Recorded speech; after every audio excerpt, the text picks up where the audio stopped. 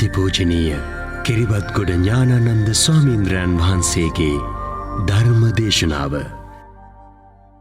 නමස්කාර වේවා බුදුරුවනට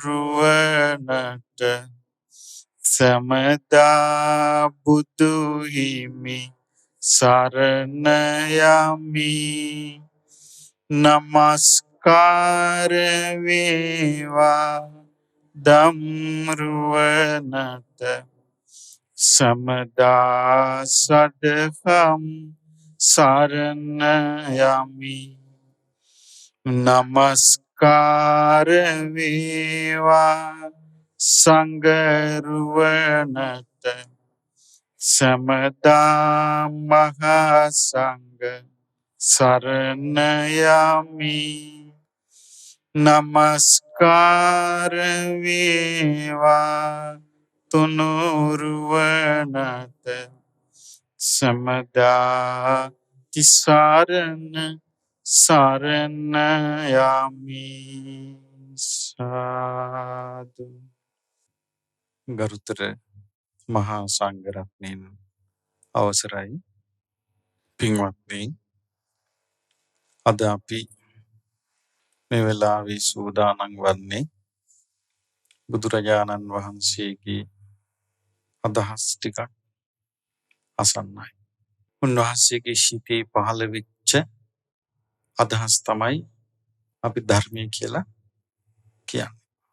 ඉස්සෙල්ලාම බුදුරජාණන් වහන්සේට සම්බෝධියට පත් වුණාට පස්සේ ධර්ම දේශනාවට උනන්දුවක් ඇති වුණේ නැහැ.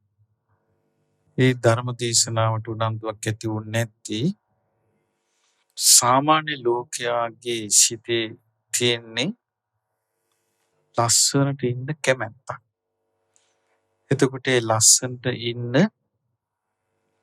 කැමැත්ත ඇති වුණාම ඒ කෙනා ඒ කැමැත්තේ බැස ගන්නවා. තේරුණාද? දැන් ධර්මයේ තුල විස්තර කරන්නේ යම් ඇල්මක් ඇද්ද ඒ ඇල්ම නැති කරන්න. එතකොට ඒ ඇල්ම නැති කිරීම මේ ලෝකේ කැමැත්තෙන් වාසය කරන කෙනාට එකපාරට එකඟ වෙන්නේ නැහැ.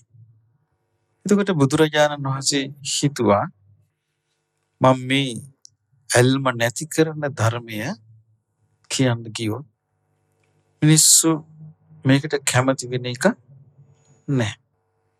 මට මේකේ මහන්සියක් විතරක් වේවි. උන්වහන්සේගේ සිතේ අදහස ඇති වුණාට උන්වහන්සේව මනුස්ස ලෝකෙට එවපු පිරිසක් හිටියා. උන්වහන්සේ මනුස්ස ලෝකෙට වඩින්න කලින් කොහෙද හිටියේ? තුසිත දිවි ලෝකේ. එතකොට උන්වහන්සේ මනුස්ස ලෝකෙට එව්වේ කවුද? දෙවිවරු. දෙවිවරු උන්වහන්සේට ගිහින් කිව්වා කාලෝ යන්තේ මහාවීර උප්පජ්ජ මාතු කුච්චියන්. මහාවීරයන් වහන්සේ දැන් කාලේ හරි මිනිස් මව කුසේ උපදින්න කිව්වා. කාලේ හරි කිව්වා. ඒ කාලේ ඒ මිනිස්යන්ගේ තිබුණ හරි ආසාවක් සත්‍ය අවබෝධ කරගන්න. ඒ වෙනුවෙන් මේ මිනිස්සු හරියට දුක් විඳා. ඒ කාලේ ආගේ කාලේ උපදින්න කිව්වා. උප්පජ්ජ මාතු කුච්චියන්. මව කුසේ උපදින්න කිව්වා. සදේවකං තාරයන්තෝ බුද්ධස්සු අමතං පදං. දෙවි මිනිසුන්ව ඊතර කරවන්න මේ නිවන අවබෝධ කරන සීක්වා. එතකොට දෙවියන්ව ඊතර කරවන්නත් මිනිසුන්ව ඊතර කරවන්නත් තමයි දෙවියෝ විසින් බුදුරජාණන් වහන්සේව මනුස්ස ලෝකෙට එව්වේ. මේක කලාතුරකින් ලෝකේ සිදු වෙච්ච දෙයක්. ආයමත් කෙනෙක්ව එවනවා මනුස්ස ලෝකෙට දෙවිවරු මේ කාලේ නෙමෙයි. ඒ එවද්දී මිනිසුන්ගේ ආයුෂ අවුරුදු 80000ක්. ඒ එවන එක්කිනාගේ නම මොකද්ද? මෛත්‍රී. ඉතින් ඒ බඳු මිෂන් එකකට කවුරුත් නැහැ. බුදුරජාණන් වහන්සේ මනුස්ස ලෝකෙට වැඩම කරපු දවස් ඉඳලා උන්වහන්සේට ආරක්ෂාව සැපේවුවා පිරිස. උන්වහන්සේ දුෂ්කර ක්‍රියා කළානේ.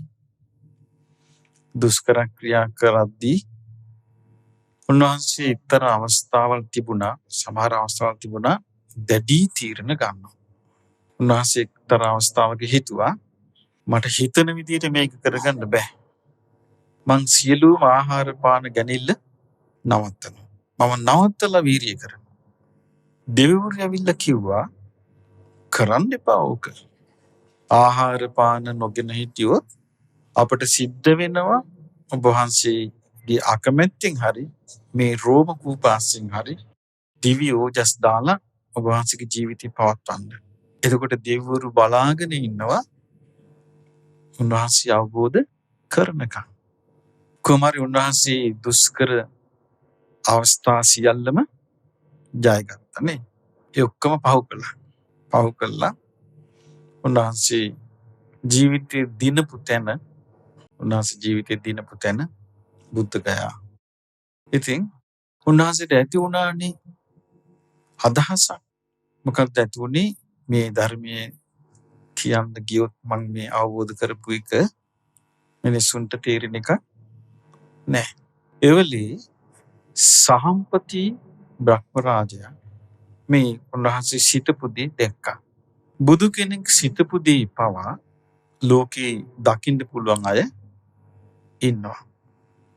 එතකොට ඒ සහම්පති බ්‍රහ්ම රාජයා ඇවිල්ලා බුදුරජාණන් වහන්සේට කියා හිටියා අනේ ස්වාමීනි නස්සති වත බෝ ලෝකෝ ලෝකේ ස්වාමීනි නැසෙන්න යන්නේ විනස්සති වත බෝ ලෝකෝ ලෝකෙ වෙනසෙන්න යන්නේ සම්මා සම්බුදුරජාණන් වහන්සේට ධර්ම දේශනාවට සිත නැමෙන්නේ.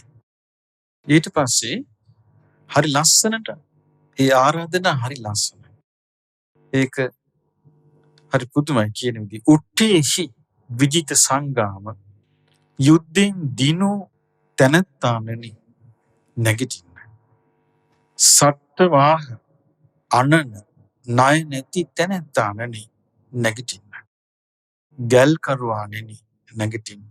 විචාර ලෝකේ හැසිරෙන්න. ඇවිද යන්න. හරි ලස්සනයි වචනනේ. කියනවා පඤ්ඤා පාසාද මාරුහ්‍ය ප්‍රඥාවෙන් හදපු ප්‍රාසාදයට නගින්න. ඔබ වහන්සේ ළඟ තියෙනවා දැන් ප්‍රඥාව. මේ ප්‍රඥාවෙන් හදන ප්‍රාසාදයට නැගලා මේ දුක් විඳින ලෝකෙ බලන්න. බුදුරජාණන් වහන්සේට කවුද මේ කියන්නේ? සහම්පති. මේ දුක් විඳින ලෝකෙ බලන්න. කියනවා දේශේතු භගවා ධම්මං භාග්‍යතුන් වහන්සේ ධර්ම දේශනා කරන සීක්වා අඤ්ඤාතාරෝ භවිස්සති අවබෝධ කරන අය ඇති වෙනවා කියලා කිව්වා. ඊට පස්සේ බුදුරජාණන් වහන්සේ මේ කාරණේ අහලා උන්වහන්සේ පාවිච්චි කළා බුදු ඇස. දැන් බලන්න කිව්වේ ප්‍රඥා ප්‍රාසාදයට නැගලා බලන්න කිව්වනේ. එතකොට මේ ප්‍රාසාදේ මොකෙන් හදාපු එකක්ද? ප්‍රඥාවෙන්. ප්‍රඥාවෙන් හදාපු ප්‍රාසාදයට නැගලා බලන්න කිව්වා. ඉතින් උන්වහන්සේ ප්‍රඥාවෙන් හදාපු ප්‍රාසාදයට නැග්ගා. නැගලා දැන් මේ අපේ ඇස නෙමෙයිනේ. මේ ඇසට කියන්නේ මාංශ චක්කු. මස් ඇස. බුදු ඇස. බුදු ඇසින් බලන්න කියන්නේ උන්වහන්සේ ඥාන දෙකකින් ලෝකෙ බලන. එක ඥානයක් ආසයානුසේ ඥානය. උන්වහන්සේගේ ඥානයට අපේ මනසේ ස්වභාවය ස්කෑන් වෙනවා. අපේ මනසේ තියෙන දුර්වලකම්, අපේ ජීවිතයේ තියෙන අඩුපාඩු පුරුදු මේවා ස්කෑන් කරන්න පුළුවන්. ඒකට කියනවා ආසයානුස ඥානය. තව ඥානයක් තියෙනවා. ඒකට කියනවා ඉන්ද්‍රිය පරෝ පරියත්ත ඥානය. අපට ධර්මයේ අවබෝධ කිරීම පිණිස අපේ සකස් වෙලා තියෙන දේවල්. දැන් සමහර පුංචි දරුවෝ ඉන්නවා පොඩි කාලේ ඉඳලා දුවනවා. ඉස්කෝලේ ගියත් දුවනවා. දුවලා තමයි තරඟ වලට යනවා. එතකොට අනාගතය කවුද වෙන්නේ? දුවන පැත්තට යොමු කරනවා යා වගා කරන්න දාන්නේ. තව ළමයි ඉන්නවා චූටි කාලේ චිත්‍ර අඳිනවා. එතකොට වෙන කිසි දෙයකට එයාගේ ආසාවක් නැහැ. එයා ආස චිත්‍රවලට. එතකොට එයාව ඒකට දානවා. තව සමහර ඉන්නවා චූටි කාලේ ඉඳලා මේ පොඩි මෝටර් බයික් පුංචි වාහන කඩ හදනවා. ගෙදර තියෙන ඔක්කොම බඩු යා කඩනවා. එයාව දානවා ඉංජිනේරුවෙක් කරන්න. එතකොට මේ වගේ ස්වභාවයක් මිනිස්සුන්ගේ නැද්ද? තියෙනවනේ. මේ වගේ අපි ඉන්ද්‍රිය පරියත්ත ඥාණයෙන් බලන්නේ ලෞකික පැත්ත නෙමෙයි. ඉන්ද්‍රිය පරියත්ත ඥාණයෙන් බලන්නේ එයා මනුස්ස ලෝකෙට එනකොට ධර්මය අවබෝධ කරන්න පුළුවන් දේවල් එයා තුළ එකතු වෙලාද? ධර්මය අවබෝධ කරන්න පුළුවන් වාසනාව එයා තුළ තියෙනවද කියලා ස්කෑන් කරලා බලන එකට තමයි කියන්නේ ඉන්ද්‍රිය පරියත්ත ඥානය. මේ දෙකෙන් උන්වහන්සේ බැලුවා. බලද්දී උන්වහන්සේ දැක්කා මේ ලෝකේ සමහරු ඉන්නවා හරි අමාරුයි යමක් තෝරලා දෙන්න. තේරුම් ගන්නේ. තව සමහරු ඉන්නවා බොහොම ලේසියෙන් එයාට යම් කාරණයක් තෝරලා දෙන්න පුළුවන්. තව සමහරු ඉන්නවා ගත්තොත් මතයක් අත්හරින්නේ. තව සමහරු ඉන්නවා එහෙම නැහැ. ඕන වෙලාවක තමන්ගේ මතය අත්හරින්න ලේසියි. තව සමහරු ඉන්නවා ලේසියෙන් අවබෝධ කරන්න පුළුවන්. එතකොට බුදුරජාණන් වහන්සේ දැක්කා අර ලේසියෙන් අවබෝධ කරන්න පුළුවන් එක්කිනා මතවාද අල්ලගත්තාම අතාරින්න අමාරු නෙමෙයි ලේසි එක්කිනා. මේගොල්ලෝ නිකන් පිපීගෙන එන නෙළුම් මල් වගේ කියනවා. තව සමහරු ඉන්නවා කොච්චර කිව්වත් තේරෙන්නේ නැහැ. ඒගොල්ලෝ වතුර ආස්සේ තියෙන නෙළුම් පොට්ටු වගේ කිව්වා. උන්වහන්සේ මේක දැක්කා. දැකලා උන්වහන්සේ තීරණය කළා මේ ධර්මයේ දේශනා කරන්න ඕනේ කියලා. උන්වහන්සේ බ්‍රහ්මයාට කිව්වා සාම්ප්‍රතිට කිව්වා මම මේ පීඩාවක් ඇති වෙයි කියලා කිව්වේ නැත්තේ. නමුත් දැන් ඉතින් සවන් තියන අය අසත්වා කියලා උන්වහන්සේ ලෝකයට ධර්ම දේශනා කරන්න පටන් ගත්තා. එතකොට උන්වහන්සේ ඉස්සෙල්ලාම ධර්ම දේශනා කරන්න කිව්වේ ඉන්ද්‍රිය দমনය වෙච්ච පැවිද්දෙක්වද ගිහියෙක්වද? පැවිද්දෙක්ව. ඉස්සෙල්ලාම උන්වහන්සේට මතක් වුණේ කාවද? පාසක මානු නෙවෙයි. ආලාර කාලාම. උන්වහන්සේ හිතුවා මෙයා ආල්ලා. මොකද ඒගොල්ලෝ හොඳටම দমনය වෙච්ච අය. ඒ වෙද්දි සතියකට කලින් මැරිලා. ඊට පස්සේ එහෙනම් එයාට අවස්ථාවක් නැතුව ගියා. එයා ඉපදුනේ අරූප ලෝකේ නිසා සම්බන්ධ වෙන්න බෑ. ඊට පස්සේ හිතුවා ඊළඟ එක්කෙනා කවුද? උද්දකරාම පුත්‍ර. දෙවි කෙනෙක් කිව්වා ස්වාමීනි ඊයේ රෑ මලා කිව්වා. බොහොම කනගාටුයි. ඊට පස්සේ හිතුවා දැන් එහෙනම් අවබෝධ කරන්න සූදානම් වෙච්ච පිරිස කවුද ඉන්නේ? උන්වහන්සේ දැක්කා. ඔව් පස්වග භික්ෂුන් වහන්සේලා. උන්වහන්සේලාට දේශනා කරන්න ගියා. ඊට පස්සේ උන්වහන්සේගේ ධර්ම දේශනාව දිගටම කරගෙන ගියා. එහෙම යද්දී ඔන්න දැන් අවබෝධ කරන අය පහළ වෙනවා. මොකක්ද අවබෝධ කරන්නේ? දුක්ඛ නම් වූ ආර්ය සත්‍ය. ප්‍රහාණය කරන අය පහළ වෙනවා. මොකක්ද ප්‍රහාණය කරන්නේ? දුක්ඛ සමුදය ආර්ය සත්‍ය. සාක්ෂාත් කරන අය පහළ වෙනවා.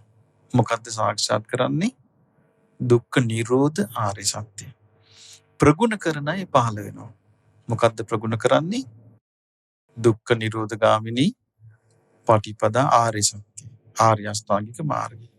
දැන් මේවා මොන ලෝකේ කතාබස් කරන්න පටන් ගත්තා.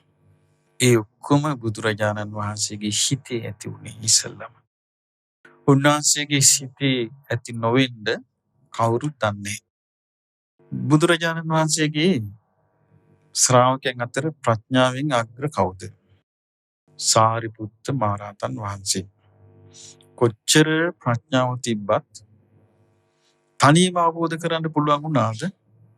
බෑ. අන්තිමට හොයාගෙන ගියා. උන්වහන්සේට හිටිය තව යාළුවෙක්. උන්වහන්සේගේ ඒ කාලේ නම උපතිස්ස. යාළුවගේ නම කෝලිත. මේ දෙන්න ගියා.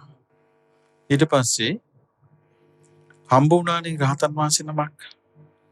අස්සජී රහතන් වහන්සේගේ ධර්මය අහලා අවබෝධ කළා.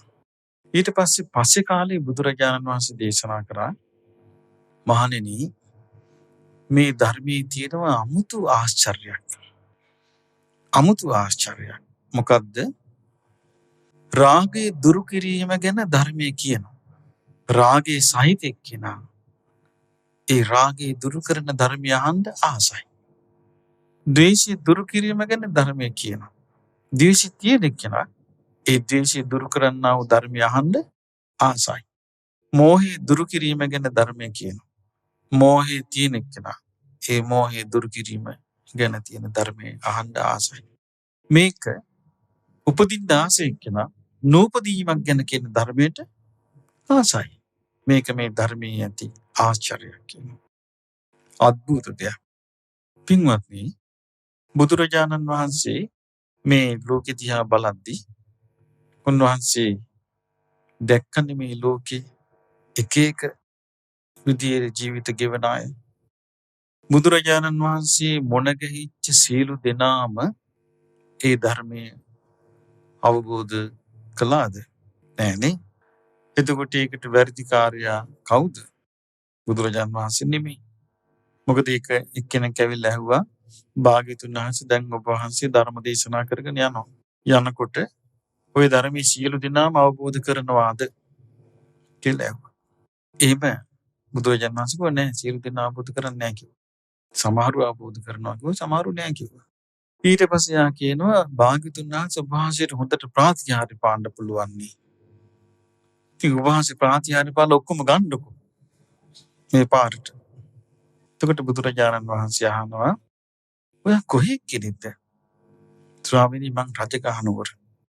රජගහනුවර තියෙන පාරවල් තොටවල් ගැන හොඳට දන්නවද? හොඳට දන්නවා. සවැත් නුවරින් ආපු කෙනෙක් රජගහනුවරට යන හැටි ඇහුවොත් ඔයාට පුළුවන් හොඳට පාර කියා දෙන්න. පුළුවන් කියලා. එතකොට දෙන්නෙක් කෙනවා ඔයා ගාවට. ඇවිල්ලා අහනවා පාර. එතකොට ඔයා දෙන්නටම වැරදි ඒ කියන්නේ දෙවිදියකට කියනවද එක විදියටම කියනවද කියලා. ස්වාමිනිය මං දෙන්නටම එකම විදියට රජගහනුවරට යන්න කියනවා. ඉතින් ඔය එතකොට එක්කෙනෙක් ගියොත් පාරේ අනිත් කෙනා වරද්ද ගත්තොත් ඔයානේ වැරදිකාරයා කියලා. අනේ මං වැරදිකාරයා නෙමෙයි කිව්වා. මම හරි පාර කිව්වා. ඒ කියපු එක්කෙනා වරද්ද ගත්තා. කියනවා පින්වත් තථාගතයන් වහන්සේත් ඒ වගේ කිව්වා හරි පාර කියනවා. මේ නිසා ඒ හරි පාර අවුරුදු 2500 ගත වෙලත් අවුලකින් තොරව අපිට අහන්න ලැබෙනවා. මේක අපි ලබන වාසනාවක්. විනාඩි කිහිපයක් ගන්නම් මම වෙන දෙයක් කියන්න. බුද්ධ ධර්මයේ කොටස් දෙකකට බෙදුණා. මොකක්ද අහලා තියෙනවා? මහායාන ථේරවාද කියලා. මහායාන කියන්නේ බුද්ධ ධර්මයේ නෙවෙයි. ඒ නිසා ඒ විශ්වාසගත්තු අයට බෞද්ධ හැටියට පෙනී හිටියා කියලා බුදුරජාන් වහන්සේගේ ශ්‍රාවකයෝ වෙන්න වාසනාවක් නැහැ.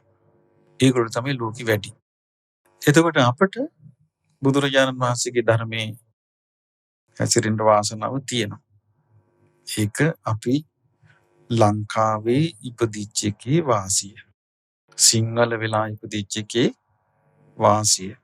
බෞද්ධ වෙලා ඉපදිච්ච එකේ වාසිය. මේ වාසියෙන් ප්‍රයෝජනෙ ගන්න හඳේ ජීවත් වුණත් කමක් නැහැ. ඒ හේතුව ඒ වාසිය ලෝකෙ කිසි කෙනෙකුට ලබන්න බෑ. බුදුරජාණන් වහන්සේ යම් බෝසෙවණක බුදු වුණාද ඒ ජීවමාන බෝධින් වහන්සේ ඉතුරුනේ කොහෙද? ලංකාවේ. අපි දැන් වන්දනා කළ ධාතුන් වහන්සේලා. රන් දෙන හැර බැලූ කල්හි ද්‍රෝණ කීයක් තිබ්බද? ද්‍රෝණ 8ක් පමණ වූ සර්වඥ ධාතුන් වහන්සේලා වැඩ සිටිසේක.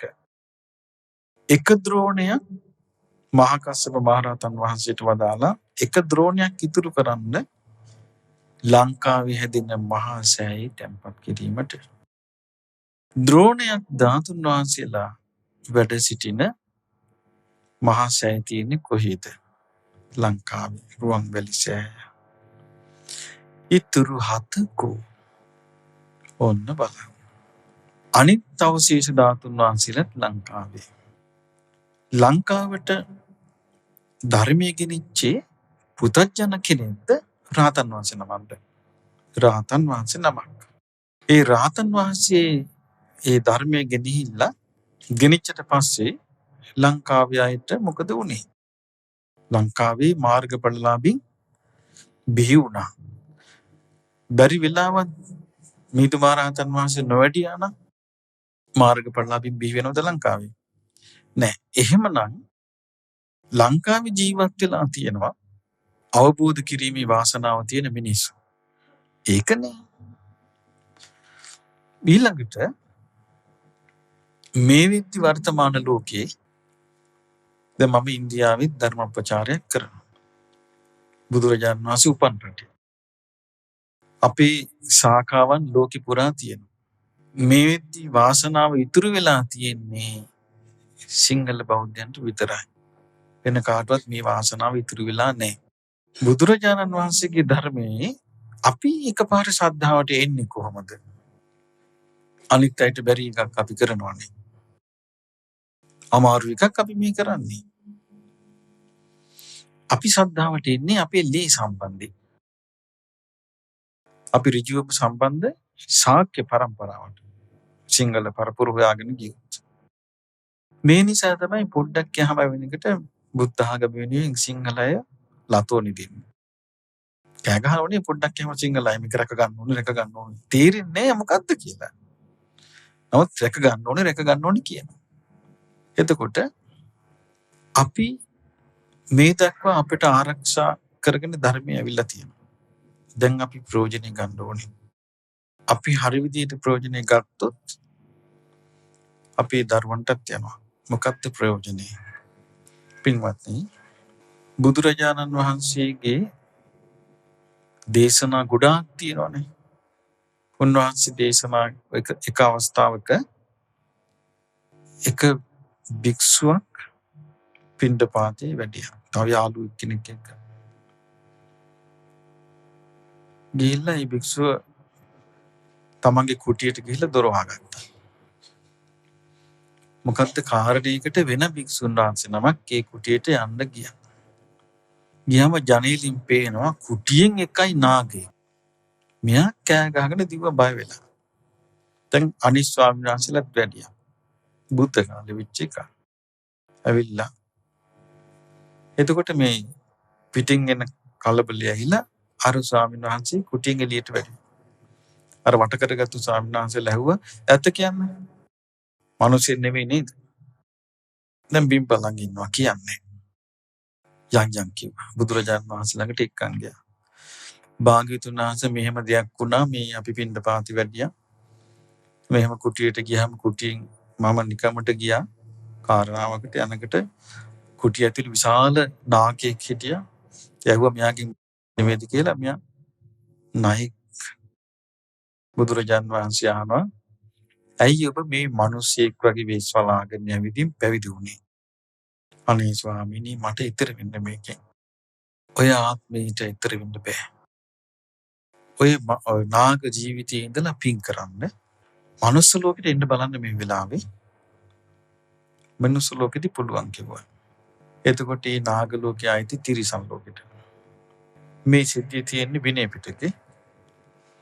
එතකොට මේ වගේ දේවල් වලින් අපිට තේරෙනවා තව ලෝක තියෙනවා ධර්මය අවබෝධ කරගන්න බැරි. මේ වෙලාවේ අපි ඒකෙන් බේරිලා නැද්ද? බේරිලා ඉන්නවා. බුදුරජාණන් වහන්සේගේ කාලේ මිනිස්සු මැරිලා තිරිසන් ලෝකේ උපන්න. බල්ලෝ වෙලා උපන්න. ගවයෝ වෙලා උපන්න. අපි බුදුරජාණන් වහන්සේ හිටිය නිසා දැනගත්තා. මිනිස්සු මැරිලා එහෙම උපදිනවා කියලා. උන්වහන්සේ දේශනා කළා. එතකොට මේ වෙද්දී අපි ඒකෙන් බේරිලා නැද්ද? බේරිලා ඉන්නවා. ප්‍රේත වස්තු වල ප්‍රේත වස්තු කියලා කියන ප්‍රේතයන් පිළිබඳ කතා ප්‍රවෘත්ති. ඒව විස්තර කරනවා හරියට ප්‍රේත ලෝකී විස්තර. එතකොට මරිච්ච අය අපි වගේ මිනිස්සු හැටියට ජීවත් වෙලා මරණයට පත් වුණාට පස්සේ පෙරේතයෝ වෙලා ඉන්න අය හරියට ඉන්නවා. ඒව කතා කරන්න ගියොත් ඒක ඉවරයක් නෑ. එච්චර තියෙනවා. අපි මේ වෙද්දී එකකින් බේරිලා නැද්ද? බේරිලා ඉන්නවා. නිරය ගැන සාමාන්‍ය මිනිස්සුන්ට දැනගන්න තියෙන අවස්ථාව අඩුයි. එතකොට බුදුරජාණන් වහන්සේ ඔක හොඳට විස්තර කළා. මොකක්ද මේ දේශනාව? දේවදූත සූත්‍රය. හොඳට විස්තර කළා මෙන්න මහණෙනි නිරේ. සමහර තැන්වල උන්වහන්සේ නිරේ තියෙන ආයුෂ කියනවා. මෙච්චර ප්‍රමාණයක් එයාට ඉන්න වෙනවා. මෙච්චර ඉන්න වෙනවා. දේවදත්තගේ ප්‍රශ්නේදී බුදුරජාණන් වහන්සේ දේශනා කළානේ මෙයා කල්පයක් නිරේ කිව්වා. සංඝ බේද කළාට. අදත් ඉන්නවා සංඝ බේද කළා කල්පයක් නිරේ යන ලෑස්තියයි. දැන් පරිස්සම් වෙන්න ඕනේ අපි. එතකොට බුදුරජාණන් වහන්සේගෙන් ඇහුවා සමගිය සංඝයා සමගිය ඇති කළු. එයා කල්පයක් සුගතිය කිව්වා. එතකොට උන්වහන්සේගේ තිබිච්ච පැතිරිච්ච දැනුම නෙමෙයි පැතිරිච්ච අවබෝධේ අපිට හරි පිටක්. ඒ හේතුව අපිට තියෙනවා එහෙම පැතිරිච්ච අවබෝධයක්. අපිට නෑනේ. චුට්ටක් යහම යනකොට අපි බය වෙන්නේ නැද්ද? තැති ගන්න නැද්ද? දුවන්නේ නැද්ද? පොඩ්ඩක් යහම වෙනකොට අපි කලබල වෙන්නේ නැද්ද? පැතිරිච්ච අවබෝධයක් අපිට නැහැ. එතකොට මේ බුදුරජාණන් වහන්සේට පැතිරිච්ච අවබෝධයක් තිබ්බා. ඊට පස්සේ එතකොට බැලුවාම අපි මේ හැම එකකින්ම දැන් බේරිලා. එතකොට අපි බේරිලා තියෙන්නේ ඉදිරි ආත්මවලත් බේරිලාද නැත්නම් මේ ආත්මෙ විතරක් බේරිලාද? මේ ආත්මෙ විතරයි. ඒ අපි නිහතමානීව පිළිගන්නවා නම්. එතකොට අපි කැමති දුකටද සැපටද? අපි සංවේදී මිනිස්සු නම් අපි කැමති වෙන්න ඕනේ සැපයට විතරයි. දුකට කැමති විය යුතු නැහැ. අපි සැපයට අකමැතිලා දුකට කැමති නම් අසනීපයක්. ඒ හේතුව කවුරුත් කැමති සැපසී වාසය කරන්න.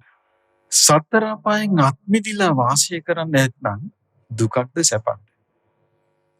සැපක් නේ. අනතුරක් නැතුව වාසය කරනවා නම් බයක්ද බය නැති බවක්ද? බය නැති බවක් නේ. බියෙන් තැති ගැනීමෙන් තොරව මෙලොව පරලොව දෙක ගැන අපට වාසය කරන්න නැත්නම් ඒක අපි ලබා ගන්න ලොකු ස්ථිර සැපයක්. මේ ධර්මයේ විවෘත සැපයට ආසා කෙනාටයි. අනිත් අයට මේක අල්ලන්න බෑ. වාද විවාද වලට ආසායට, කලකෝලහල වලට ආසායට මේ ධර්මය අහුවෙන්නේ නැහැ. මේ ධර්මය අහුවෙන්නේ දුකට අකමැති අයට. සැපයට කැමති අයට.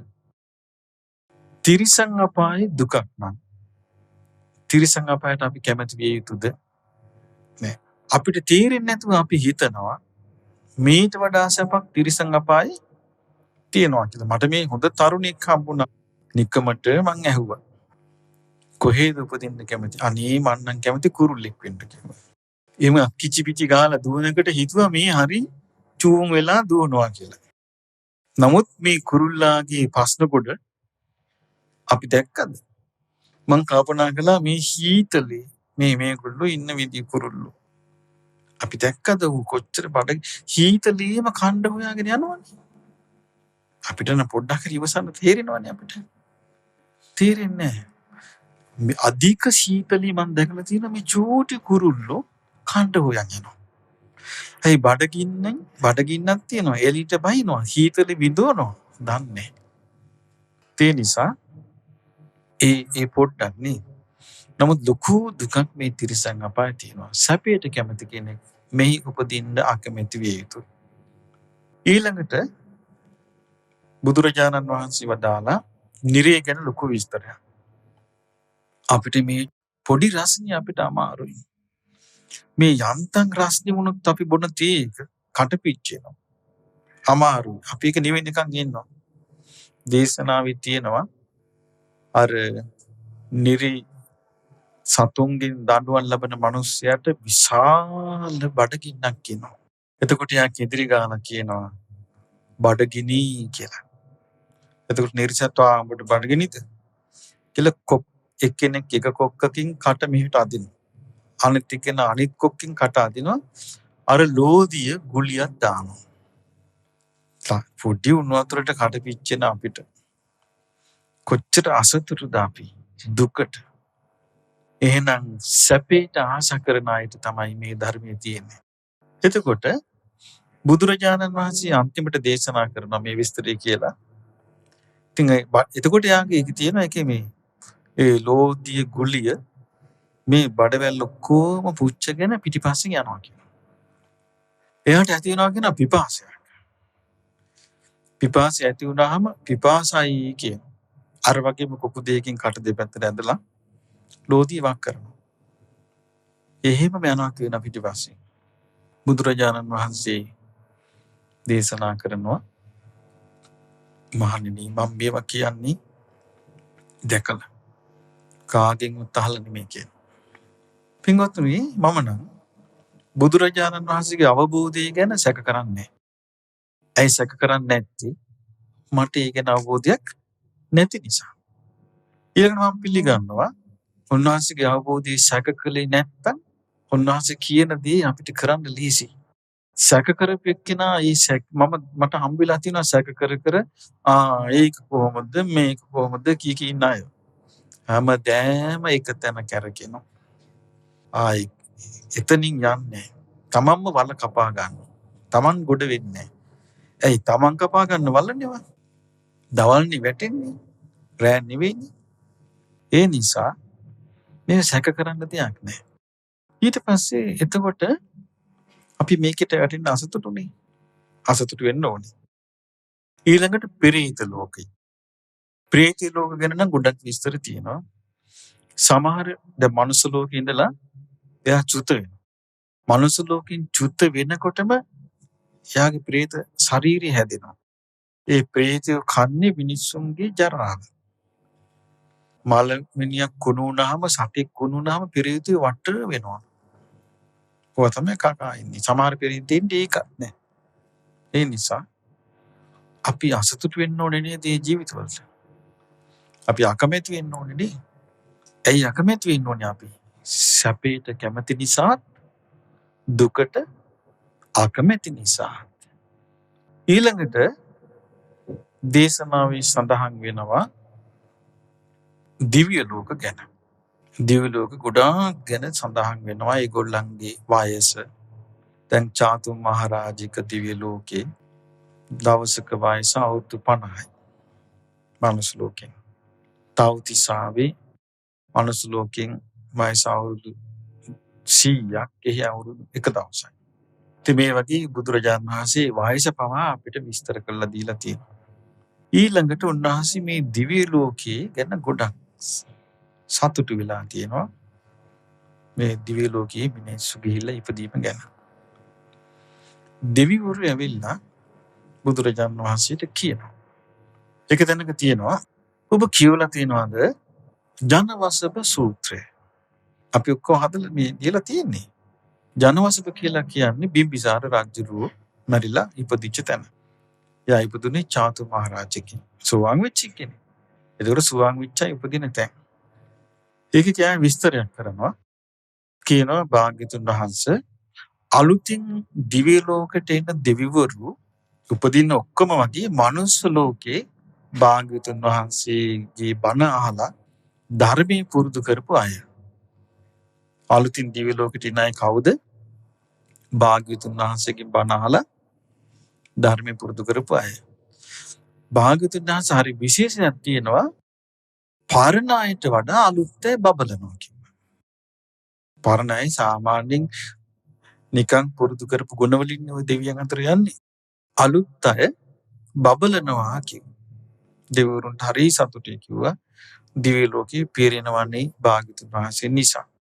බුදුරජාණන් වහන්සේ කැමති වුණා.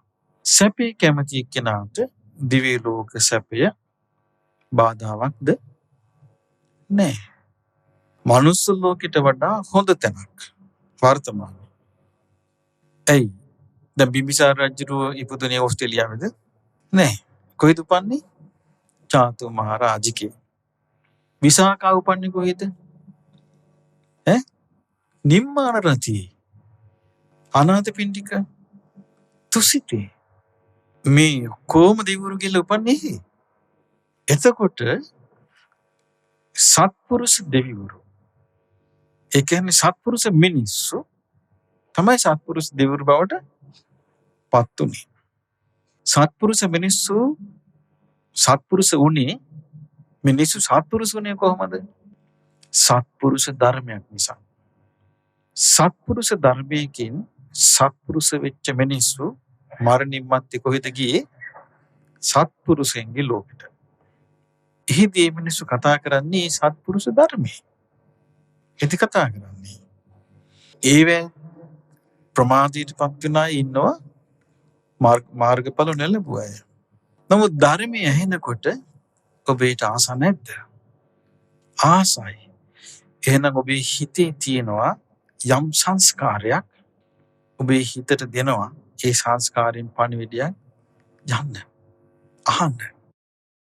ඒ සංස්කාරය නැත්තම් ඒක එන්නේ. එතකොට අපි පුරුදු කරපු දෙයක් තියෙනවා අපේ හිතේ. මේ ධර්මය අපි හොඳට අහලා ඒ ධර්මය හොඳට දියුණු කළා දෙවියන් අතරට ගියොත් ඔබ එහිදී ලැබෙන දිව්‍ය සැප ඔබ ඒක ගණන් ගන්නෑ. ඒ හේතුව සැපය කියන දේ අපිට යම්කිසි පහසුවක් විතරයි සලස්වන්නේ. අපි දන්නවා ඒක අතාරින්න තියෙන එකක් කියලා. අපි කියමු බිස්නස් ක්ලාස් එකේ යන ෆ්ලයිට් එකේ. මම මෙච්චර ගාණක් දීලා මේක ගත්තා කියලා අපි නැවතුවට පස්සේ අපි එකේ ඉන්න දඟලනවද? නෑනේ. නේද? අපි ඉස්සල්ලාම පළවෙනි වෙලාවෙ නම් අපි හරි පරි ගිහිලා ඕන්න වාඩි නැෂෝ. ටිකක් දුර යනකොට මොකද වෙන්නේ? කාටත් තියෙන අමාරු වීකෙත් තියෙනවා. ඊට පස්සේ අපි ඇඟිලි ගණන් කර කර ඉන්නේ බහින්ද. එතකොට අර සැපේ අපේ ඔළුවේ වැඩ කරන්නේ නෑ. මේ වගේ දෙවියන් අතරට ගියාට පස්සේ අපි දෙවියන් අතරට යන්නේ ප්‍රඥාව ඇතුව නම් එතනදී ලැබෙන සැපේ අපට උපකාරයක්. අපට උපකාරයක්. දුක කියන එක ධර්මාභෝධයට උපකාර කරන්නේ නැහැ. ඒක අපි හොඳට මතක තියාගන්න ඕන එකක්. ධර්මාභෝධයට දුක උපකාර කරන්නේ නැහැ. ධර්මාභෝධයට උපකාර කරන්නේ කොහොමද? සැපේ. ඒ කියන්නේ අපි ගමු මෙහෙම එයා සැපේට කැමති නම් ඒ දුකට අකමැති නම් නේද ඒ ධර්මය හැසිරෙන්නේ. දුකට කැමති එක්කෙනා ගාන ගන්නෑ. දුකට කැමති එක්කෙනාට කියන්න බලන්න. අපි ඒව කරන්න එපා ඔයා අපායයි. මන් යන්නේ. කියන්නේ නැද්ද? ඔහෙ ඉන්න. අපායන් කවුරු හරි ඉන්න එපා. එහෙම කියනයි නැද්ද? ඒගොල්ලෝ කැමති ඕන වෙලාවක ඕන වලක වැටෙන්න. එහෙම අය ඉන්නවා. මම මේ ධර්මය හොයාගෙන ගියේ ඇත්තෙන්ම මේ බයටමයි. අය අපිට පේනවා අපි විස්තර අහනවා. සතර අපාය යනවා. ගිහියොත් යනවා. මැරිච්චයන් පස්සේ පෙරේත කුටු දෙනවා. මේවා බැලින්නම් මං කල්පනා කළා අපේ ඉතින් අපි මරුණත් මෙහෙමනේ. ඔන්න මං ධර්මය හොයාගන්න හේතු වෙච්ච කාරණේ. සතර අපායට වැටෙන්න වෙච්ච බය. සතර අපායට වැටෙන්න බයයි කියන්නේ සැපයට කැමති කියන එකනේ. එතකොට බුදුරජාණන් වහන්සේ දේශනා කරනවා සච්චේ භායසි දුක්ඛස්ස දුකට බය නම් සච්චේවෝ දුක්ඛමප්පියං දුකට ප්‍රිය නැත්තම් මාකත්ත පාපකං කම්මං පව් වලට හවුල් වෙන්න එපා. ආවීවා යදිවා රහු පුත් හෙලිපිටවත් රහසිවත් හවුල් වෙන්න එපා. බුද්ධ වචන. එතකොට පින්වත්නි දැන් මේ කියපු කාරණේ මම පොඩ්ඩක් පැහැදිලි කරන්න. එතකොට අපිට අනතුරක් තියෙනවා මොකේද? සතර අපායයි. බැරි වෙලාවත් අපි තිරිසන් අපායට ගියොත්, නිරේට ගියොත් අසුර ලෝකෙට ගියොත් අසුර ලෝකෙ කියලා කියන්නේ මේ භූමාටු තත්ත්වයේ ඉන්න භූත කොටාසයක්. ඒගොල්ලෝ තමයි ලෝකෙ දැන් රජ කරන්නේ. දරුණු තංස්ලා. ඉතින් ඒ ලෝකෙට හරියට යනවා මැරින අය. ඇයි ගහන්නම් මරන්නම් කපන්නම් කොටන්නම් කිය ඉන්නේ නේ හරියට ඉන්නේ. ඔක්කොම යන්නේ හිට තමයි. ධර්මය අවබෝධ කරන්න බෑ. නිරේ. හැබැයි ධර්මය අවබෝධ කරන්න පුළුවන් මනුස්ස ලෝකේ චාතු මහරජගේ තවතිසාවේ ඉහළ දිව්‍ය ලෝකවල පුළුවන්. එතකොට අපි සැපේට ආසන අපි කියමු මේ ජීවිතයේ අපි යම් කිසි පිළිවෙලකින් ධර්මයේ අවබෝධ කිරීම පිණිස අපි සූදානම් වෙනවා. ධර්මය අවබෝධ කිරීම පිණිස අපි මාර්ගයක යෙදෙනවා. අපි කියමු අපිට තාම විශ්වාසයක් නැහැ අපිට මේක දියුණු කරගන්න පුළුවන් වෙයි කියලා. දියුණු කරගන්න ඉස්සෙල්ලා මැරෙන්න දන්නේ නැහැ. එහෙම වුණොත් අපේ ප්ලෑන් එක වෙන්න ඕනේ මොකද්ද? දෙවියන් අතරට යන එකයි. ඒ හේතුව මනුස්ස ලෝකේ මේ වෙද්දි බුදුරජාණන් වහන්සේ පහළ වෙච්ච ඉන්දියාවේ බුද්ධ ශාසනය ඉතුරු වෙලාද නැද්ද? රොඩුත් නැහැ. රොඩුත් නැහැ. ඒ ශාසනය විනාශ කරපු සාපේ මිනිස්සු විඳෝ ඉන්නේ. බුද්ධ ශාසනය රැකගත්තු අපේ මුතුමිත්තු රැකගත්තු වාසනාව අපි මේ භුක්ති විඳින්නේ. ඒකයි. ඒ නිසා අපිට තියෙනවා යම්කිසි වාසියක් මනුස්ස ලෝකේ ඉන්න. ඊළඟට මම ඔබට තව එකක් කියන්න. මම ඔබට කියන්නේ සතර අපායේ අනුතරක් තියෙනවා අපිට කියලා. තියෙනවනේ. සතර අපායට අපි වැටෙනවා නම් වැටෙන්නේ ඇයි? ඒක හොයාගන්න වෙනවනේ අපිට නේ. සතර අපායට වැටෙනවා නම් අපි වැටෙන්නේ ඇයි? අපි තුල තියෙන මොකක්ද සතර අපායට අපිව ගෙනියන්නේ? සක්කාය දිට්ඨිය. සෝතාපන්න වෙච්ච කෙනාට නැති වෙන්නේ මොකක්ද? සක්කාය දිට්ඨිය. සක්කාය දිට්ඨියත් එක්ක ඊතුරු දෙකක් තව බුදුරජාණන් වහන්සේ දේශනා කළා. සක්කාය දිට්ඨිය, විචිකිච්ඡා, සීලබ්බත පරාමාස. විචිකිච්ඡා කිව්වේ සැකය. සැකේ ඊළඟට සීලබ්බත පරාමාස කිව්වේ ඔව් එක වැරදි සිරිත් විරිත්.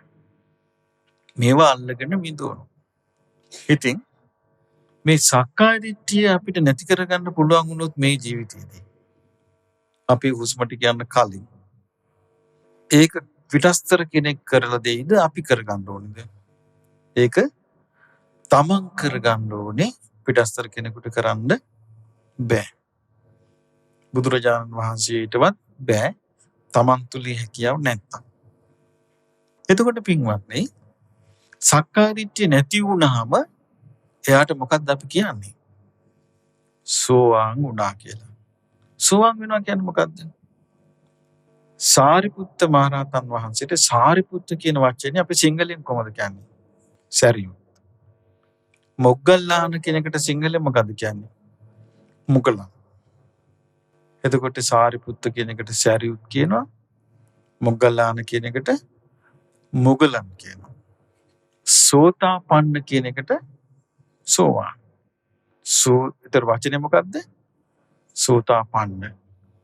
එතන සෝත කියන්නේ ආර්ය අෂ්ටාංගික මාර්ගය. සෝතාපන්න කියන්නේ ආර්ය අෂ්ටාංගික මාර්ගයට ආවා. ආර්ය අෂ්ටාංගික මාර්ගයට පැමිණියා. එතකොට සෝවාන් වෙනවා කියලා කියන්නේ කිසිම අద్භූත දෙයක් නෙවෙයි. ආර්ය අෂ්ටාංගික මාර්ගයට පැමිණීමයි. අද මිනිස්සු මේ ආර්ය අෂ්ටාංගික මාර්ගයට පැමිණීම අద్භූත කරගෙන තියෙන නිසා නැති කරගෙන තියෙන ආර්ය අෂ්ටාංගික මාර්ගයට පැමිණීමමයි. එයි දැන් හිතාගෙන ඉන්නේ මේ භාවනා කරගෙන යද්දී නැත්තම් වාඩි වෙලා ඉඳිද්දී විශේෂ එකක් වෙනවා. ඒ අවුල නිසා ආර්ය අෂ්ටාංගික මාර්ගයට පැමිණෙන්න තියෙන අවස්ථාව නැති වෙනවා. ආර්ය අෂ්ටාංගික මාර්ගයට පැමිණෙන්න බාහිරින් කරුණු දෙකක් උදව් වෙනවා. අභ්‍යන්තරින් කරුණු දෙකක් උදව් වෙනවා. බාහිරින් කරුණු කීයද? දෙකයි. අභ්‍යන්තරින් දෙකයි. අභ්‍යන්තරින් කිව්වේ තමන්ගෙන්. බාහිරින් කිව්වේ පිටස්තර. පිටස්තරව ලැබෙන කරුණු දෙකින් පළවෙනි එක තමයි කල්යාණ මිත්‍රයාගේ ආශ්‍රය. දෙවෙනි එක තමයි සද්ධර්ම ශ්‍රවණය. පිටස්තරව මේක හම්බ වෙන්න ඕනේ හරි විදියට. තමන්ගේ අභ්‍යන්තරයෙන් එන්න ඕනේ යෝනිසෝ මනසිකාරය. යෝනිසෝ මනසිකාරය කියන්නේ හරි විදියට හිතන්න පුළුවන්කම. ධම්මානුධම්ම පටිපදා. ඒ හරි විදියට හිතලා පුරුදු කිරිල්ල. එතකොට ඒ දෙක තමන් තුළ නැත්තම් තමන් මේක කොච්චර ඇහුවත් වැඩක් නැහැ. එතකොට දැන් බාහිරින් දෙන දේ සම්පාදනය වෙලා නම් ඒ කියන්නේ කල්‍යාණ මිත්‍රයන්ගේ ආශ්‍රයෙන් ලැබෙන්න ඕනේ ධර්මයනේ. ධර්මයේ හම්බ වෙනවා නම් තමන්ගේ පැත්තෙන් මොකද්ද තියෙන්න ඕනේ? යෝනිසෝ මනසිකාරයයි ධම්මානුධම්ම පටිපදාවයි. මේක ලේසිද අමාරුද? මේ ඔක්කොම අමාරු. අමාරු වෙන්න හේතුව මොකද්ද? මං කියන්නම් ඔබට හේතුව. පුංචි කාලේ අපි ඉස්කෝලේ යන කාලේ පන්සිල් ගත්තද නැද්ද? පන්සිල් ගත්තා. පන්සිල් ගත්තට පොඩි කාලේ මේ පන්සිල් ගන්නවා. තේරෙනවද අපිට? නෑ. මට මතකයි ඉස්කෝලේ ওই භාවනා පන්ති තිබුණා පුංචි කාලේ. අපි මේ ඇස් වහගෙන හොරෙන් බලනවා ඇස්සරලා. ඔබ කළා නැද්ද එහෙම? කළා තියෙනවා. ඊළඟ එක්කනට තනිසෙන් අයින්නවා. ඒ මොකද හේතුව? අපිට තේරෙන්නේ නැහැ. එතකොට පොඩි කාලේ පන්සිල් ගත්තට අපි පන්සිල් රැක්කද? නෑනේ. අපිට සිහිය දියුණු කරන්න දන්නේ නැති නිසා. සිහිය දියුණු කරන්න දැන් බලන්න හිතලා දැන් අපි සිහිය දැන් පන්සිල් ගන්නවා කියමු. මං ඒකමයි ඔය සිංහලෙන් කියන්නත් පෙළඹුණේ. මට බයින්නවා සිංහලෙන් කියනවා කියලා. සිංහලෙන් කියන්නේ සංස්කෘතියෙන් කියන්නේ. මේ සිංහලෙන් කියන්න පෙළඹුණේ මේක වෙන භාෂාවකින් කිව්වට මේක හොඳට තේරෙන්නේ නැති නිසා. සිංහලෙන් කියලත් මේක කොච්චර අමාරුද? දැන් අපි ගම්මු අපි පොඩි කාලේ සීල් ගත්තා. මේ සීල් ගන්නව මේ මතක නෑ අපිට විකාල භෝජන කියලා. මේ හොරෙන් ගිහලා විස්කෝතු කනවා. දන්නේ. එතකොට බලන්න අපිට අවබෝධයෙන් සිල් රකින්න ඕනේ කියලා හිතට ගත්ත දවසට පන්සිල්ම කියමු. එතකොට අපිට උපකාර වෙන්නේ මොකද්ද? සිහියනේ. සමහර විට අපිට වරදිනකොට අපේ හිත කියනවා මෙන්න වැරදුනා. මෙන්න මේ සිල්පදේ කැඩුනානේ. පොඩි කාලේ කොච්චරවත් උනා. අපි දන්නේ නැහැ ඒක. අපි ගණන් ගත්තෙත් නෑ, අපි දන්නේත් නෑ. තීරණ කාලෙදී මේක කරන්න හදනකොටයි අපිට මේක වැරදුනා කියලා තේරෙන්නේ. වැරදුනා කියලා තේරුණාද? කැඩුනා කියලා තේරුණාද?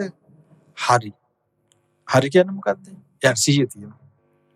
එයාට හරි මාර්ගයට එන්න පුළුවන්. වැරදිච්ච බව දන්නේ නැත්නම් හරි මාර්ගයට එන්න බෑ. එතකොට හරි මාර්ගයට එන්න තියෙන ලොකුම වාසිය මොකද්ද? වැරදිච්ච බව දැන ගැනීම.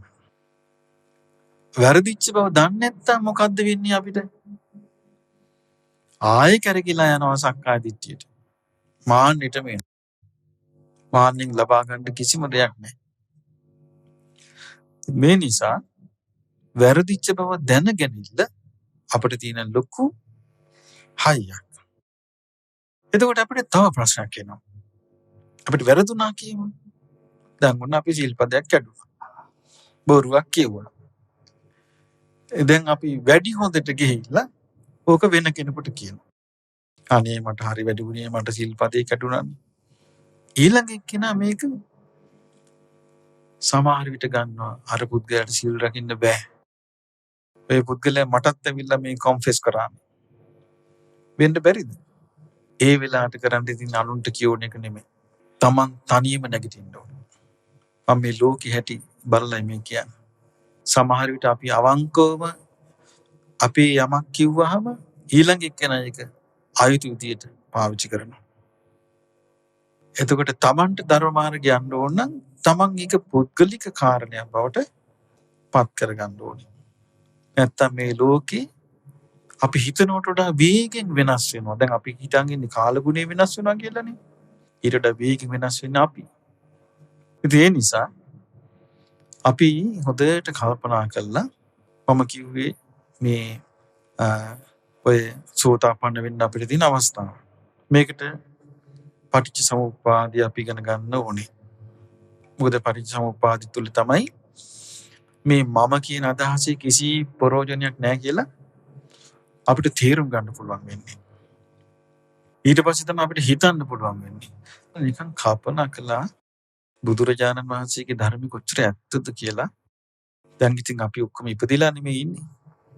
ඉතින් අපි මේ ඉපදිල්ල තුල අපි සෑහෙන්න විඳිනවනේ. අපි සෑහෙන්න පස්සවලට මොන දෙනවා ජීවිතේ කරගහගෙන යනවා. ඉතින් අපිට පේනවා මේ ඉපදීම කර්ම විපාකයක් නිසාම වෙච්ච දෙයක්. මම බැලුව බුදුරජාණන් වහන්සේ දේශනා කළා තියෙන ඇත්තක්මයි. භවපච්චය ජාති කියපු එක. ඊට පස්සේ උන්වහන්සේ දේශනා කළා තියෙනවා අපි කරපු දේවල් පස්සෙන් එන විදිය. සමහරට මේ ජීවිතේ අපි විපාක විඳිනවා කලින් ජීවිතේ පිනක්. එක්කෝ අපි මේ ජීවිතේ විපාක විඳිනවා කලින් ජීවිතේ වැරදිච්ච එක. එහෙමනම් අපි මනුස්ස ලෝකෙට එන්නේ එකක් තමයි කර්ම විපාක ඇතු. එකක් තමයි වරින් වර ඒකට විඳින ස්වභාවයෙන් යුක්තව. ඒ බලත් තේරෙනවා බුද්ධ දේශනා ඇත්තක්මයි. එතකොට පින්වත්නි මං කියන්නේ දැන් සැපයට කැමති එක්කෙනෙකුට තියෙන හොඳම වාසිය තමයි සෝතාපන්න වීම කියලා. ඒක තමයි ස්ථිර එක. එතනට යන්න අපිට බෑ එකපාරට. අපි බෑ කියලා හිතමු. පුළුවන් කියන හිතනට වඩා වාසි බෑ කියලා හිතන එක. ඒ මොකද හේතුව මට හම්බ වෙලාම තියෙන්නේ පුළුවන් කියලා කයි එක ගහින්න ආයේ. බෑ කිය කීටිපෙකන පොඩ්ඩ හරි මේක යන්න බව පේනවා. අනේ අමාරුයි කිය ඉන්න එක නා පොඩ්ඩ හරි පුරුදු කරනවා. මම නම් මේක කොහොම හරි කරගන්නවා කියන එක නා ඇනෙනවා. ඒක හරි පුදුමයි මේක යුගී වැරද්දක් නෙමෙයි මේ ලෝකෙ හැටි. ඉතින් බුදුරජාණන් වහන්සේගේ ධර්මයේ බැලුවහම දැන් අපිට තියෙන ස්ථිර ප්‍රසදම තමයි සෝවාන් වීම. හැබැයි අපිට වෙන බුද්ධ ශාසනයක පිටක් බලාපොරොත්තු වීම බොරු වැඩක්. මොකද හේතුව? වෙන බුද්ධ ශාසනයක් නැහැ. මෛත්‍රී බුද්ධ ශාසනයේ පිටක් බලාපොරොත්තු වෙන ඊටත් වඩා බොරු වැඩක්. ඒ හේතුව මිනිස් ලෝකයේ අවුරුදු 80000ක් වෙනතුරු මෛත්‍රී බුදු කෙනෙක් නැහැ. තමන් බුදු වෙන්න කල්පනා කරන ඊටත් වඩා බොරු වැඩක්. ඒ තමන්ගේ තරම තමන්නේ උදන්නේ. ඒ නිසා මේක එතකොට අපිට මෛත්‍රී බුදුරජාන් වහන්සේගේ ශාසනයට ය아가න්නත් බෑ. තමන්ට බුදු වෙන්නත් බෑ. පස්සේ බුදු වෙන්නත් බෑ. එකම සහ කඩිනම් ඉක්මන් විසඳුම මොකද්ද? ගෞතම බුදුරජාණන් වහන්සේ සරණ යෑම. මට නම් ගෙයින් එහා කිසිම දෙයක් විසඳුමක් හැටියට තේරුන්නේ නැහැ. අපිට හිතෙන්නේ මේ බුදුරජාණන් වහන්සේ සරණ යෑම ලීසි එකක් කියලා නේ. බුදුරජාණන් වහන්සේගේ ධර්මයේ සරණ ගියාට අපිට සක්කාය දිට්ඨිය නැද්ද? සක්කාය දිට්ඨිය තියෙනකොට විචිකිච්ඡාව නැද්ද? විචිකිච්ඡාව කියන්නේ සැකේ. එතකොට සැකේ ආවම අපි වෙන දේවල් ගැන හිතන්නේ නැද්ද? හිතනවානේ.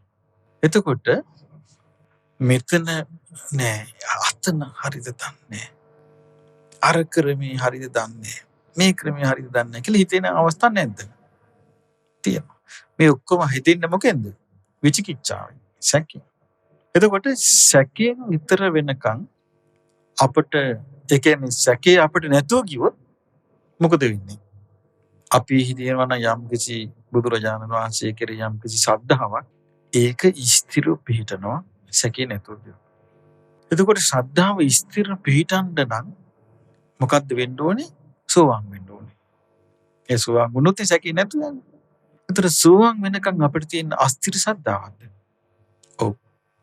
අස්ථිර ශ්‍රද්ධාවක් නම් තියෙන්නේ අපි ඒක හිතාමතා ආරක්ෂා කරගත යුතුයි.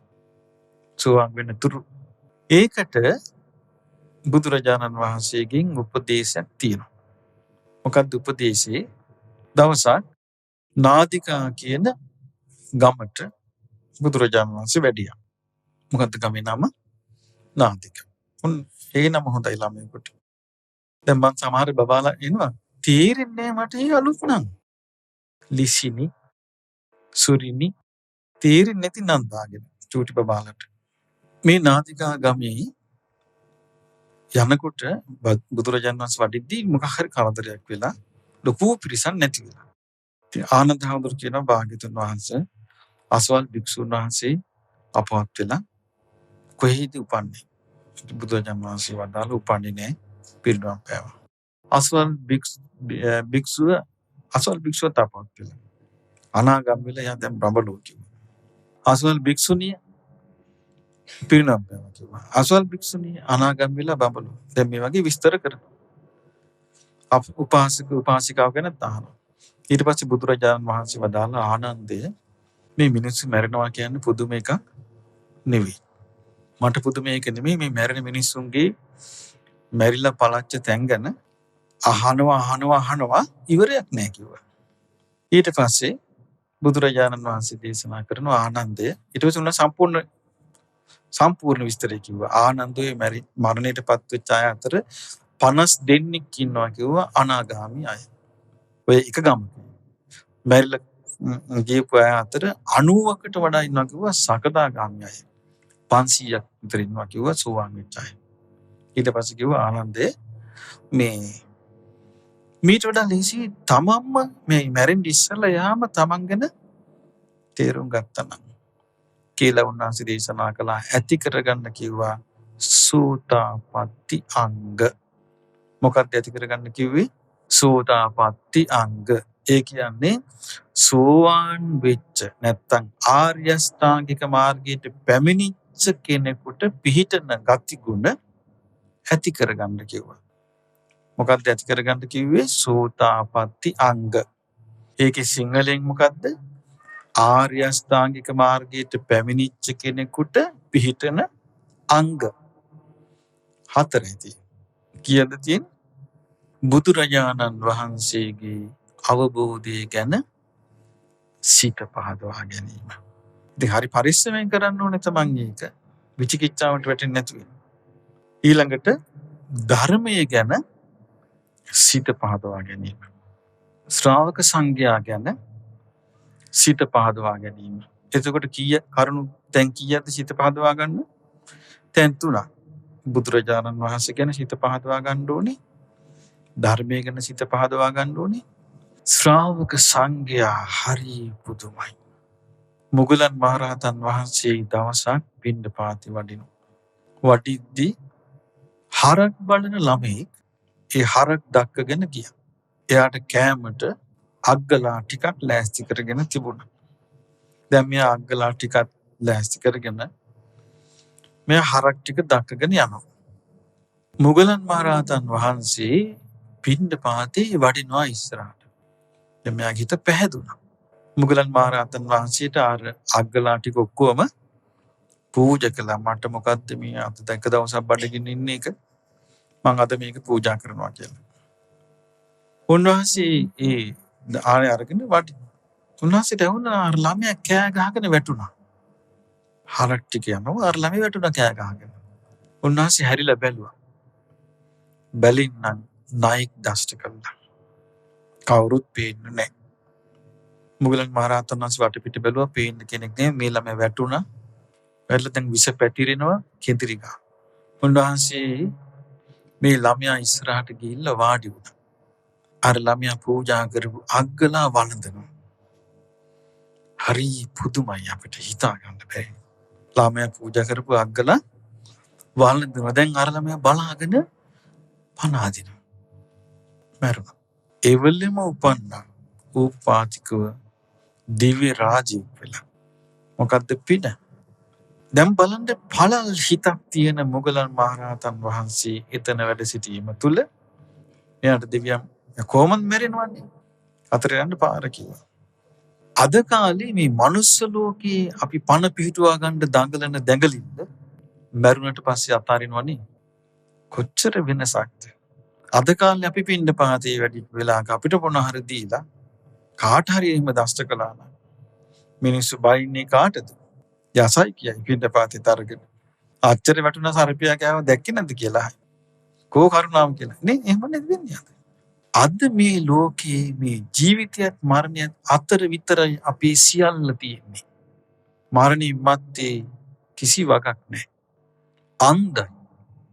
අන්ධයි. මුගලන් මහරහතන් වහන්සේ දැක්ක මෙයාගේ හිත පහදවන්න පුළුවන්. උන්වහන්සේ දානයට සුදුසුයි. උන්වහන්සේ ආරක වැළඳුවා. පස්සේ මෙයා දිව්‍ය පුත්‍රයෙක් වෙලා මුගලන් මහරහතන් වහන්සේ වන්දනා කරන්න ආවා. ඇවිල්ලා කියනවා අනේ ස්වාමීනි ඔබ වහන්සේ මාව බේරුවා. අන්න බේරිල්ල. එතකොට සංඥා කෙරෙහි හිත පහදවා ගන්න මෙවැනි සිද්ධි විමාන වස්තුවේ තියෙනවා. අපි පරිවර්තන කරලා තියෙන්නේ. සංඥා කෙරෙහි හිත පහදවා ගන්න තීරගාථා මම පරිවර්තන කරලා තියෙනවා. කැසට් එකකටත් CD එකකටත් තියෙනවා. ඒ ඔක්කොම කරලා තියෙන්නේ සෝතාපට්ටි අංග ඇති කර ගැනීමට උදව් වෙන්නයි. මොකද අපි ඔක්කොගෙම ප්‍රශ්නය පොදු එකක්. සහ එක ප්‍රශ්නයක්. සතර අපායේ වැටෙන අනතුර අපි ඔක්කොගෙම එක ප්‍රශ්නයක්. පොදු ප්‍රශ්නයක්. එහෙනම් මේ පොදු ප්‍රශ්නෙට තියෙන එක විසඳුම. එහෙනම් මේ ප්‍රශ්නේ සියලු දෙනාගේම පොදු ප්‍රශ්නයයි කියලා තේරුණාම සියලු දෙනාටම තියෙන එකම විසඳුමයි කියලා තේරුණාම ඒ පිරිස කෙරෙහි අනුකම්පාවක් තියෙනවා නම් කලිතේ ප්‍රශ්නේ පැහැදිලි කරලා දීම නේද? ඒකට විසඳුම කියා දීම නේද? ඉතින් බුදුරජාණන් වහන්සේ විස්තර කරනවා මේ සෝතාපට්ටි අංග ඇති කරගන්න. එතකොට ඔබට පුළුවන් අර තේරි ගාතක් කියවලා බුදුරජාණන් වහන්සේගේ ශ්‍රාවකයෝ ගැන පහදින්න. ඒතර ශ්‍රාවක සංඝරත්නය මොකෙන්ද උපන්නේ? ධර්මයෙන් උපන්නේ. එතකොට ඔබ කවදා හරි මේ ජීවිතේ හරි ඊළඟ ජීවිතේ හරි ඔබ සෝතාපන්න වුණොත් ඒ ඔබේ පරිවර්තනය කරන්නේ මොකෙන්ද? ධර්මයෙන්. එතකොට ඒක ඔබ ලබන අලුත් ජීවිතයක් නෙමෙයිද? අලුත් ජීවිතයක්. එතකොට මේ අලුත් ජීවිතය තුළ බලන්න අර අඟුලිමාල මහරහතන් වහන්සේ ඉස්සෙල්ලා මොන සෝවාන් වුණා. සෝවාන් වෙලා ඊට පස්සේ අරහත්ත්වයටපත් උනේ. දවසක් දැක්කනේ බබෙක් හම්බ වෙන්න ගිහිල්ලා අම්මා කෙනෙක් බබා හම්බ වෙන්නේ නැහැ. ඒතර අම්මා කෑ ගහනවා.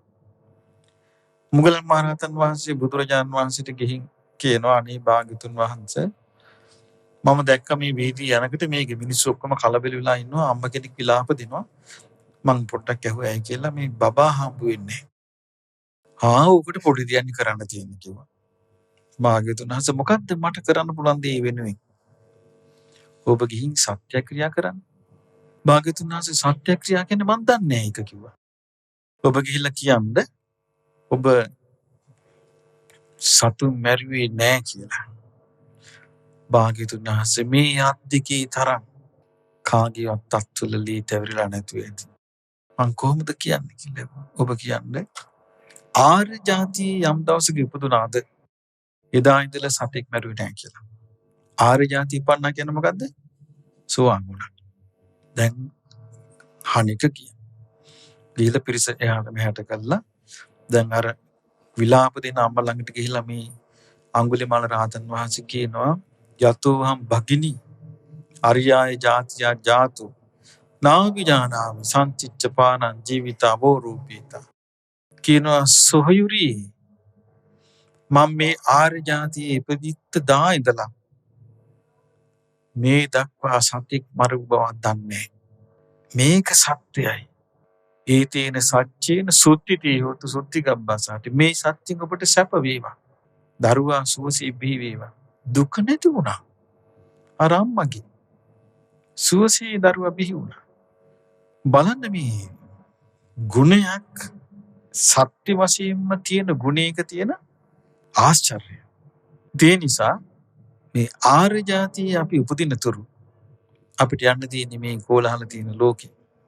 ඉතින් ඒ නිසා අපිට තියෙන එකම ආරක්ෂාව තමයි මේ සෝතාපට්ටි අංග ඇති කර ගැනීම. මම මේ මෙරිකලා මහන්සි ගත්තේ පින්වත්නි කියන්නේ මේකේ වටිනාකම. සෝතාපට්ටි අංග බුදුරජාණන් වහන්සේ දේශනා කළා තමන්ම තමන් ගැන හරියට පැහැදිලි කරගන්නවා කිව්වා. තමන් අපායන්නේ නැහැ කියලා. තේරුම් ගන්නේ මේ බොරුවට කියෝන එකක් ගැන නෙමෙයි. බොරුවටත් කියෝනා ඉන්න ඕනේ. අනේ මන්න යන්නේ අපාය කියන. මේ කුඩු කේඩුකම් කෙලවරන්නේ. ඒක නෙමෙයි මේ කියන්නේ. මේ හැබැයි එක මොකද්ද? තමන්ව හඳුනා ගන්න ඕනේ. මම දෙවියන් අතරට යනවා කියලා. ඒක ලෝකෙට කියන්න ඕනේ නැහැ.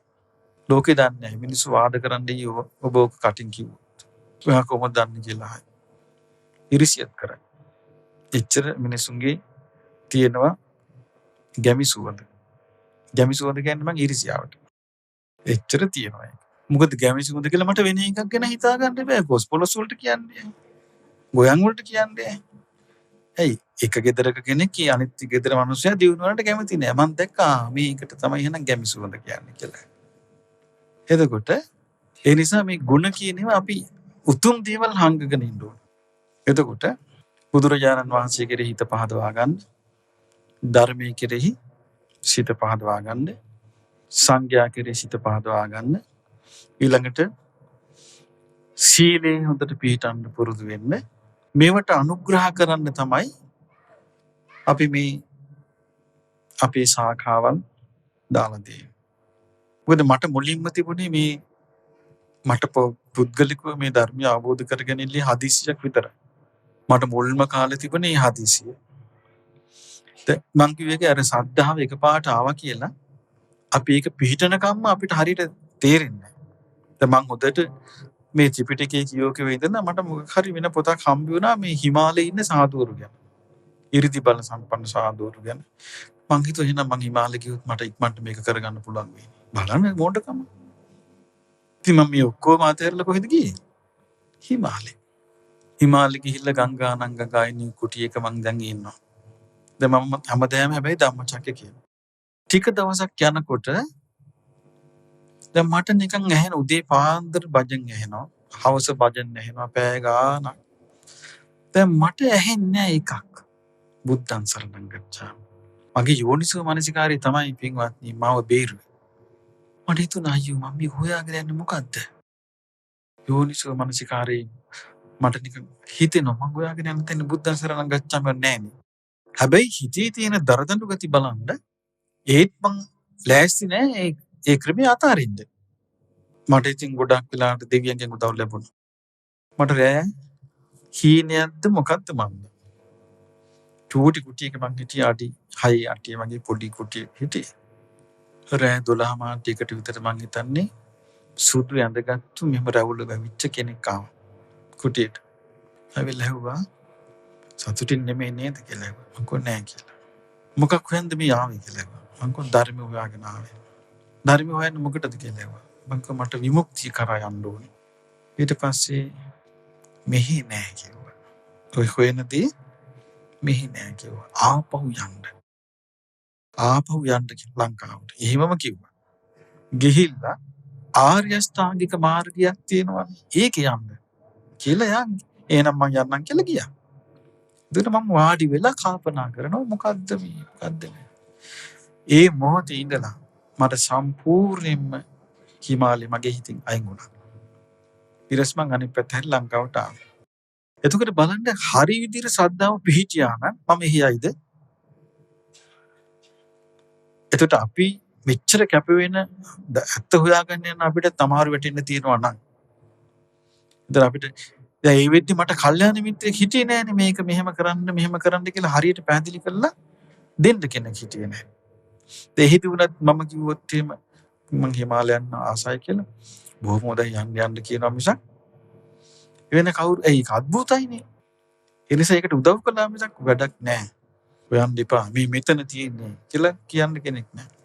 සමහර කෙනෙකුට කිව්වට දැන් ඒක පැහැදිලි කරලා තෝරලා දෙන්නත් එපා. එහෙම තෝරලා දී ගන්නත් බෑ. එහෙම වෙලා තමයි මම මේ ධර්මාර්ගය හොයන්න පටන් ගත්තේ. ඊට පස්සේ දැන් මම තාමත් මේ ඔට්ටු වෙන්නේ මේක අවබෝධ කරගන්නමයි. එතකොට සතියක් හොඳට භාවනා කරගෙන ඊළඟ සතිය ඕන මොකක් හරි විලා කඩකප්පන. පස්සේ මම ওই ශ්‍රීපාද කැලියේ ගියා. එක්ක මම මැරෙනවා එක්ක මේක අවබෝධ කරගන්නවා. ඒ පාර ගිහිල්ලා තමයි මට වැරදුනේ.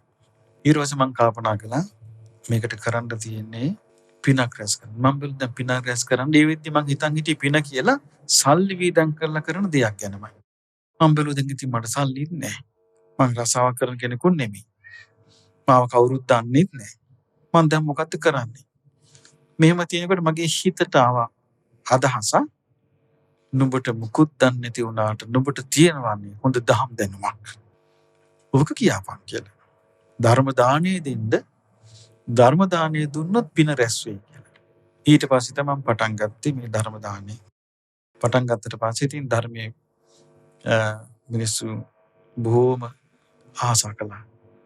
බුදුරජාණන් වහන්සේ ළඟ දේවදත්ත හිටියා වගේ අපිටත් ඉතින් කරදර ආවා. ඒක ලෝකෙ හැටි. ගැමිසුන්ද හැමතැනම. ගැමසියුතින් බේරෙන්න සිවුරටත් බෑ.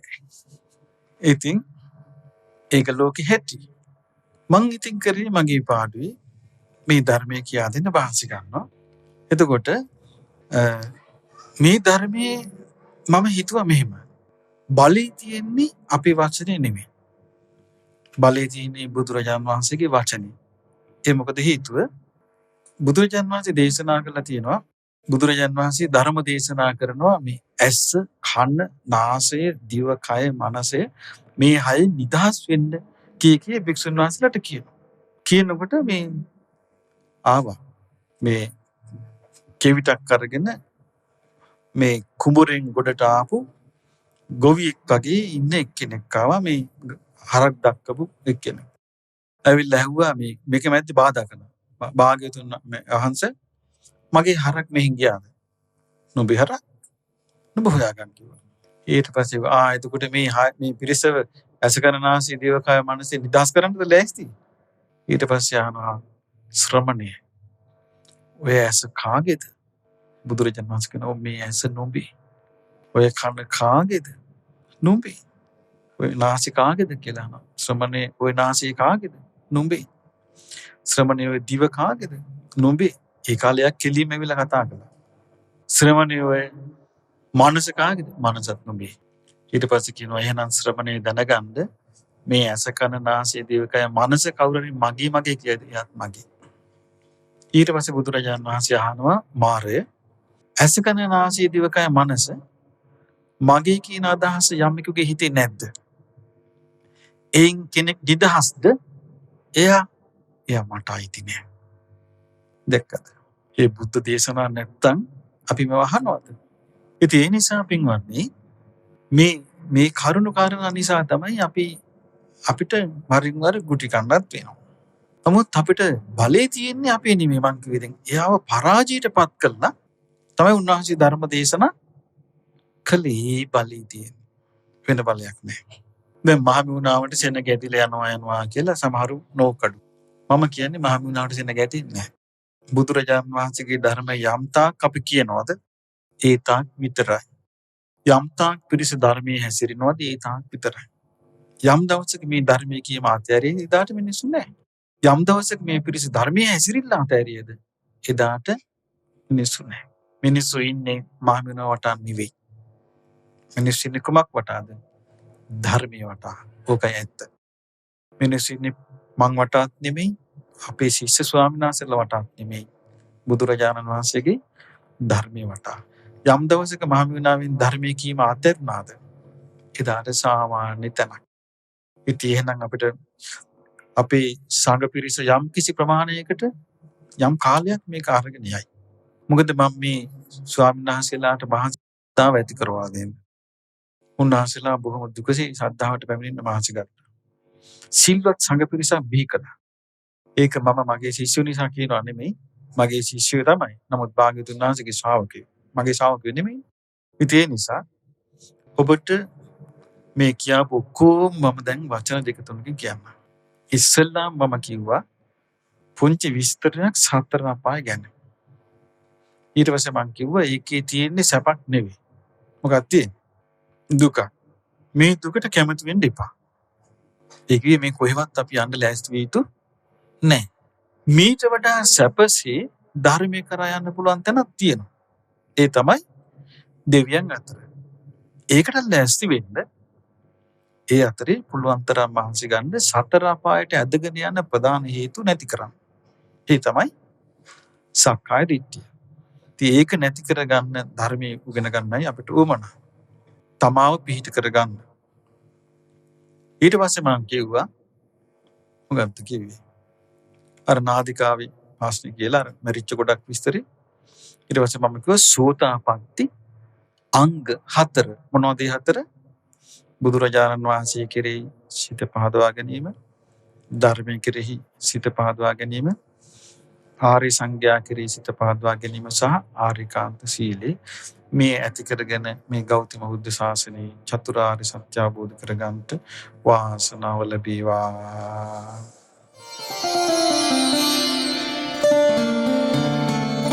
අමාදම් විල අතිපූජනීය කිරිබත්ගොඩ ඥානානන්ද ස්වාමීන්ද්‍රයන් වහන්සේගේ ධර්ම දේශනාව